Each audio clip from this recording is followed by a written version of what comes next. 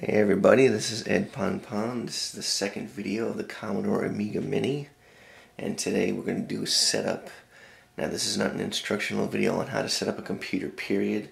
It's just an instructional video on basically, what the Commodore Amiga is and what it's all about and what it's got. So, as I said last time, this has a nice logo on the top.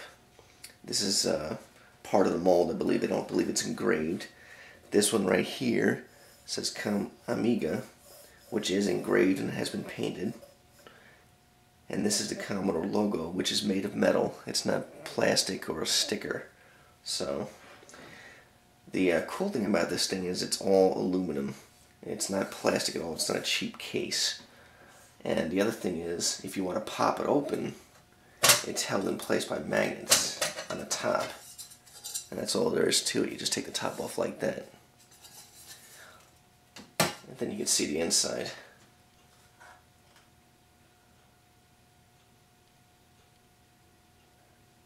Fairly neat inside, but then again, all the parts are ITX parts, so it's going to fit neatly inside. Okay. Now I'm not going to take it apart like some people wanted me to, but I just wanted to pop the lid and show you, what you can do on the inside. It does have room for some expansion, not too much, but you can change out the CPU itself. You can go ahead and change the memory up if you want to, but that's pretty much about it. But the graphics is a chip that's on the motherboard itself. It's almost like a laptop graphics card, or rather not graphics card, but graphics chip. So, alright, the power supply, like some people were asking, what power output does it have? This particular one has 110 watts, so it's only the Core i3, so it doesn't really need a lot of power like the Core i7 does. I'd imagine that the power supply for that one is bigger. So this one's a little bit smaller. It's almost reminiscent of the old Amiga 500 where you have an external power supply, but this is not an Amiga 500, it's a Commodore Amiga Mini. Okay, I'm going to go ahead and start setting it up. Put the power in first. And I am going to go ahead and do a wired network. I typically do that just because I'm not thrilled with wireless networks, just because, the security concerns. Now, yes, you can lock it down, but I've never been really good at that, so I'll just leave that alone. I'll leave experts to do that. I'll put the sound in so you can actually hear that there's going to be sound to the machine. And I already had it preset turned on so you can hear what comes up when the system boots up. I had the mouse from Barry the other day, so that came in. I'll show you that in a second. I'm going to plug it into the USB 2.0 plug.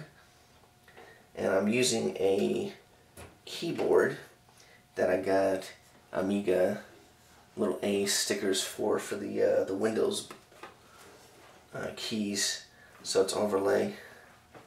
And I'm going to plug this into the DVI port, one of them, the top one. So, okay, and there you go. It's all plugged in. Not too long, but it took me a little while just because I was distracted when I was talking to you guys. So, like I said, it was already turned on, so I'm going to go ahead and switch over.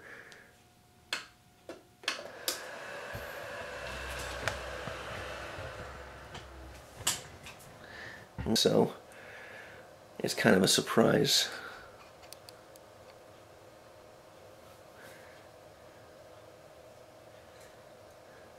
The version I have has 8 gigs of memory, and I was told that the version of operating system I have on here is Fusion. So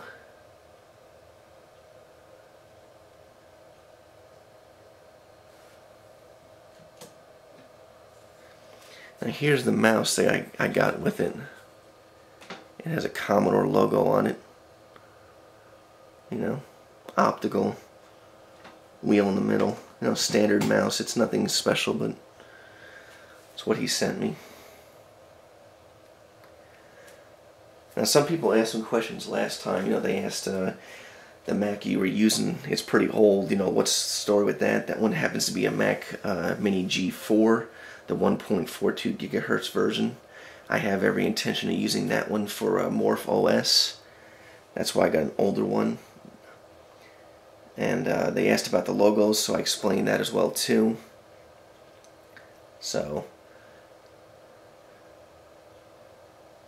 overall, it's, you know, I like the fact that it's a small form factor computer, so that's one of the reasons why I got it. One of the many reasons why I got it.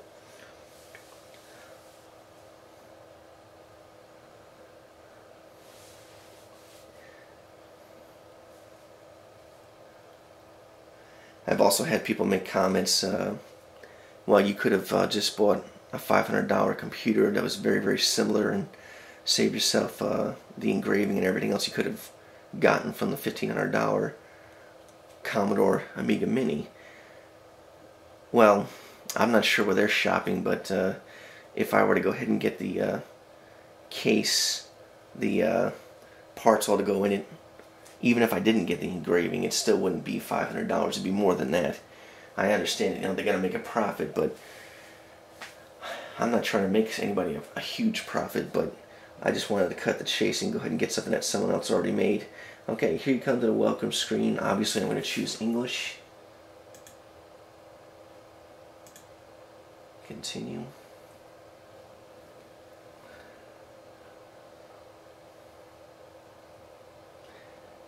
The region I am. Come on. Let's see if I can actually type it.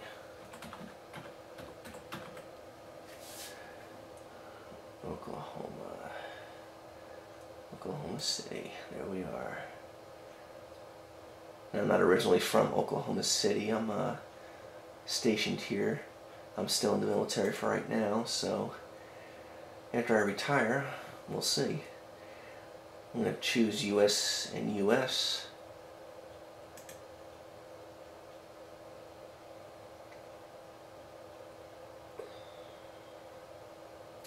For this part, I'm going to go ahead and pause it. I will come back to it afterwards. I'm sure you understand why. Stand by.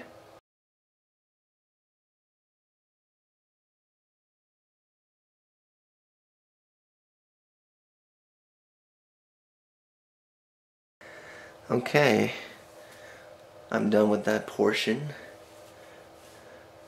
And now we come back to this screen. And like everyone keeps saying, you know, Commodore OS and Commodore Fusion is based on Linux Mint 13. At least the newest version is. Previous versions have been based on 8, 9, 10, or excuse me, 9 is the newest. The one I have is supposed to be based on 13, but we'll see. I'm not going to go into the software too much today. This is basically just a setup video to reintroduce you to what basically I was started with the first video, the unboxing of the Commodore Amiga Mini. And I wanted everyone to see basically, like, if you were to buy one of these computers, this is what you're going to see. Now, I will touch a little on the fact that, you know, some people have said, you know, time and time again that this is not an Amiga. This is not something even considered part of Amiga. Yes and no. For the most part, no. I mean, if you go by traditional OSs and traditional the way things have been done, it's not an Amiga. This is Linux, or based on a variant of Linux. However, I think I understand where the company is going with this.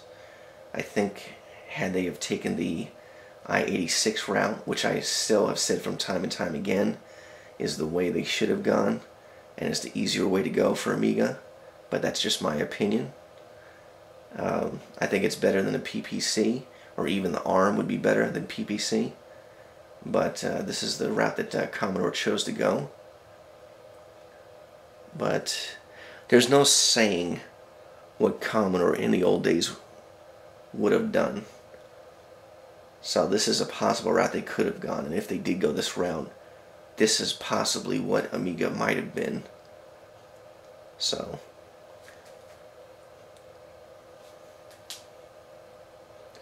and like I said, I'm not partial to anyone's computer, not Commodore, not what is it, A-Cube, not Aros, the operating system, not MorphOS. I'm willing to try any of them. You know, each one of them has something I like about it. It's whether or not, you know, you choose to stick with one particular brand. One thing I will say though about Amigans, wow, serious loyalty. I mean, you're almost talking like, you know, religious loyalty. So very tough crowd to please, but I'm not the one that's got to please them. It's the other companies that do. I'm just simply showing you alternative options. So you're free to make up your choice to choose whatever you want to do. You know, I'm just showing you the options, unbiased and truthful. You're going to see everything if you had bought this computer that I'm seeing right now. I'm not hiding anything from you.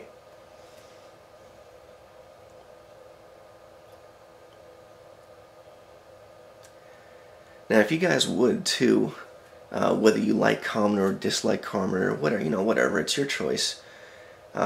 Give me constructive criticism. Tell me what you would like to see in the next video, the third one.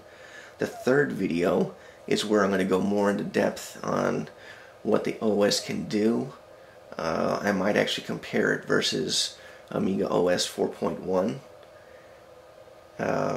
I might even put in Aros on this computer itself just to compare it, you know, because you can do that because it uses i86 parts. But we'll have to see what happens. You know, it just depends on what you guys would like me to do, what you like to see it can do. If you want to see benchmarks versus how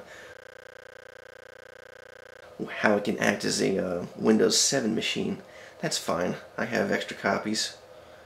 So let me know what you want to do. I mean, obviously I'm not going to be honoring some people's requests, the ones that hate Commodore, like, you know, burn the machine or, you know, forget it ever existed, because, you know, I bought it and I want to use it, you know, for multiple things. But like I said, you know, if you don't like Commodore, that's fine. That's your thing. But I'm willing to give anybody a chance once. If they screw me over, then, well, I'll never deal with them again. And the other thing too is I actually talked to Barry Altman, the CEO of Commodore, and I asked him point blank, I said, are you guys part of Amiga Inc., or do you have anything to do with them? And their company is a separate company from Amiga Inc. Now, they license the rights from Amiga Inc. to use the Amiga brand, but that's it. But Hyperion has the OS rights, so I'm not going to get into the legality of who has what and who does what. That's for them to pan out on the end user. And I'm not going to get all geeky like some people do, like, you know, I want to go into the programming level type of discussion about the Amiga OS or Commodore's OS, because I'm sorry, I'm not a geek. I'm a computer enthusiast. I'm a hobbyist. I like to use and play with computers.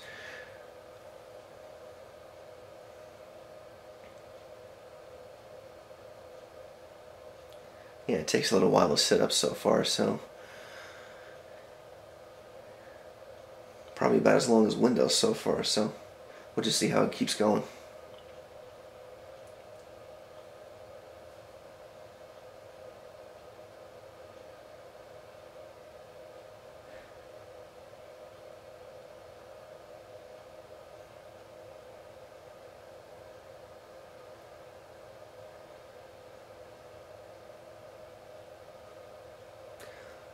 Computer's pretty quiet. All you hear is a fan humming on the side.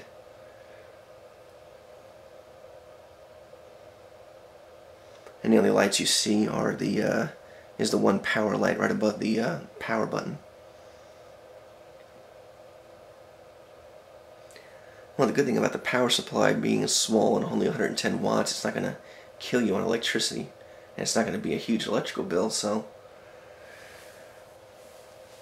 I figure I'd get the cheaper one that, and get a little extra memory just in case, it's not the best Linux operating system in the world. At least I can use it as a take-along computer for Windows, or wherever I choose to do. And the hard drive I have inside is a 1 terabyte, which is plenty. If I need more storage space, I can always go ahead and just, add one on through the USB 2 or 3 ports. So Western Digital makes a nice 3 terabyte external, and I use that with my Power PC for storage of videos and other things.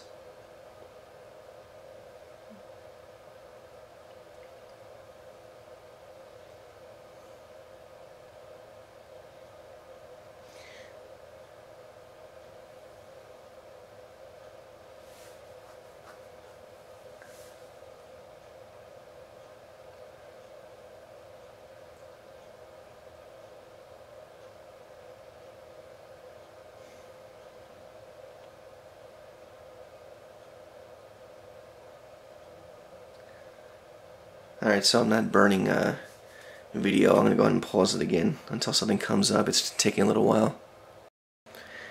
Okay, it's been about 5 minutes, and this is the screen we come to. And like I said, I'm going to go ahead and pause it again because I don't need you guys to see my personal stuff, so hold on. Okay, I'm back. Let me hit it after I did my password. See what's up.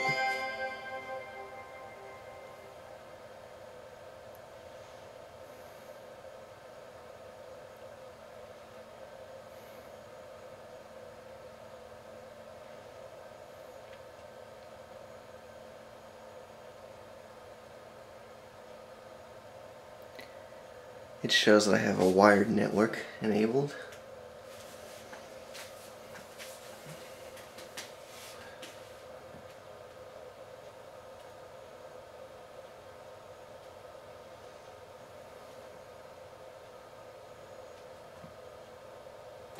This is a release 13 Maya 64-bit. I'm not going to have this show up every time.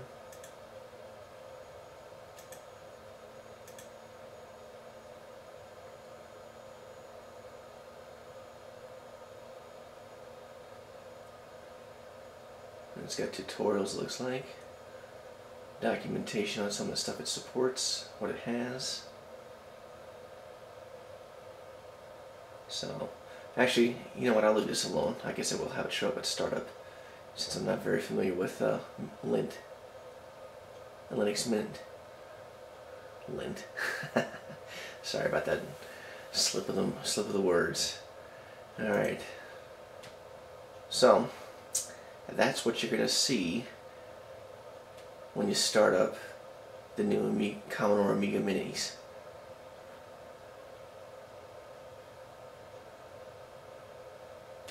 So not bad graphics, a little bit different than what you're used to seeing. I'm not going to go ahead and play around with the OS now. I'm not going to go ahead and talk about anything here other than what you've just seen, because this is pretty much all I wanted to show you, setting it up. This is what you're going to see when you log in, when you set up your password. This is the time frame you're going to look at. This is what you're going to see. So, pretty straightforward, simple video yet again. The third one will be more in-depth. It'll be longer. I'm going to have to find screen capture software for this, as well as for the Amiga 4.1. So I will try to go ahead and do a comparison of the two. So if you would, on the forums, please let me know a good screen capture program. Not one that just takes a picture of just a screen, but one that does everything I do with the mouse and keyboard, all the inputs I do, everything. It captures the screen like almost like a video editor within the computer. So if you know one for Amiga 4.1, let me know in the forums. And that's it. You got any thing you'd like to see, let me see in the next video, something you want me to try out, let me know, okay? Alright, this is Edponpon signing off for video number 2 of 3. Third video will be coming probably about a month from now. I really need to get used to this software and see what it's all about before I do anything. So, until then, we'll see you guys next time. Enjoy.